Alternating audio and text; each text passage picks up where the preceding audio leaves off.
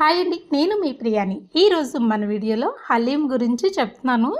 హలీం గురించి ఏముంటుంది అనుకున్నారా? నా లైఫ్లో జరిగిన ఒక చిన్న సంఘటన మీతో షేర్ చేసుకోవాలి అనిపించింది. మ్యారేజ్ అయిన కొత్తలో ఆషాఢంలోనే మా శ్రీవారు హైదరాబాద్ నన్ను కాపురానికి తీసుకొచ్చారు. నేను విజయవాడలో ఉన్నప్పుడు హలీం గురించి నాకు తెలీదు. కానీ హైదరాబాద్ వచ్చిన తర్వాత ఈ హలీం అంటే ఏంటి అనేది తెలిసింది. ఫస్ట్ టైం అండి, మ్యారేజ్ అయిన తర్వాత ఒక ఎగ్జిబిషన్కి నన్ను తీసుకెళ్లారు. అక్కడ ఈ హలీంని ఆర్డర్ పెట్టారు. ఆర్డర్ వచ్చిందో లేదో మా వారు చాలా ఇష్టంగా తింటున్నారు. పక్కనున్న వాళ్ళంతా చాలా ఇష్టంగా తింటున్నారు. ఈ హలీంని నేను ఫస్ట్ టైం చూసింది అప్పుడే, టేస్ట్ చేసింది కూడా అప్పుడే.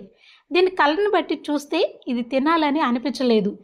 వద్దు అని చెప్తే ఏమన్నా ఫీల్ అవుతారేమో అని అలా ఉండాల్సి వచ్చింది. కానీ తరువాత ఆయన నాకు ఎక్స్ప్లెయిన్ చేశారు. ఇది ఇలా ప్రిపేర్ చేస్తారు, టేస్ట్ బాగుంటుంది, హెల్దీ, ఒకసారి టేస్ట్ చేయమని చెప్పిన తర్వాత దీన్ని టేస్ట్ చేశాను. అప్పటి నుంచి ప్రతి సీజన్లో, రంజాన్ సీజన్లో ఖచ్చితంగా హలీం తింటాను. ఇక్కడ చాలా బాగుంటుంది. హైదరాబాద్కి చాలా ఫేమస్ హలీం. హైదరాబాద్ వచ్చిన తర్వాత ఇయర్లో ఒక్కసారైనా తినాల్సిందే.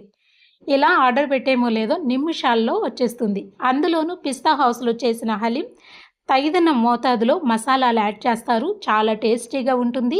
వేడి చల్లారేలోపే మన ఇంటికి ఆర్డర్ అయితే వచ్చేస్తుంది. ఈసారి హలీంతో పాటు చిన్న థమ్సప్ బాటిల్ కూడా ప్రొవైడ్ చేశారండి. ఇలా హలీం తిని థమ్సప్ తాగేమంటే చాలు, చాలా హాయిగా అనిపిస్తుంది. ఈ హలీం వీడియో తీసేటప్పుడు నా లైఫ్లో జరిగిన సంఘటన మీతో షేర్ చేసుకోవాలి అనిపించింది.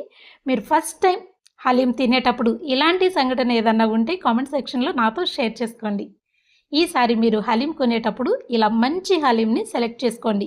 చాలా హెల్దీ, టేస్ట్ కూడా బాగుంటుంది. ఈ వీడియోలోనే మన ముస్లిం సోదరులందరికీ రంజాన్ శుభాకాంక్షలు తెలియజేస్తూ ఈ చిన్న వీడియోని మీకు షేర్ చేస్తున్నాను. వీడియో నచ్చితే తప్పకుండా లైక్ చేయండి, మీకు తెలిసిన వారికి షేర్ చేయండి. Thank you.